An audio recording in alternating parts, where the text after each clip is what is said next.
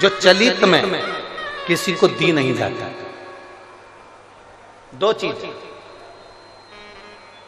आरती शिव महापुराण की कथा आप लोग सुन रहे हैं, बड़े ध्यान लगाकर सुनना।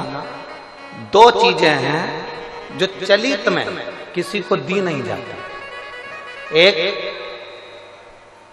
अपने घर का तवा, तवा जानते हो जिस पर रोटी बनाते हो, कोरा तवा है, उस पर आपने कभी रोटी नहीं बनाई है तो आप किसी को दे सकते हो, मना नहीं।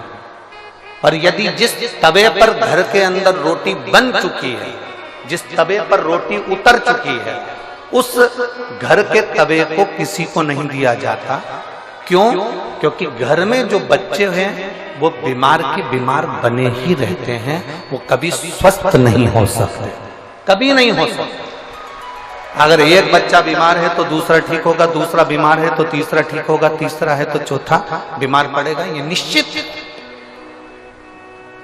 दो चीजें चलित में किसी को नहीं दी जाती, एक तवा, दूसरे नंबर की कढ़ाई। घर में जो कढ़ाई होती है जिसमें आप सब्जी बना ली है, कोई सामग्री तल ली आपने, पूड़ी बना ली, कोई सब्जी बना ली, कोई हलवा बना लिया, सीरा बना लिया, कोई पदार्थ बना लिया। कोरी कढ़ाई है ना, आपकी मर्जी पड़े उसको दे दो, चले। कोरी कढ़ाई है ना, आप किसी को भी दे सकते हो। पर जिस कढ़ाई में आपने भोजन का निर्माण कर लिया है, जिस कढ़ाई में आपने कभी भी एक बार भी अगर कुछ बना लिया है, तो वो किसी को गिफ्ट में या किसी को दान में या किसी को दी नहीं जाती। नहीं तो उस घर के अंदर 1 रुपया कमाओ, 1.25 रुपये खर्च वाला काम चलता है। घर में कभी पैसा टिक ही नहीं सकता, वो जिंदगी भर कितना भी प्रयास है,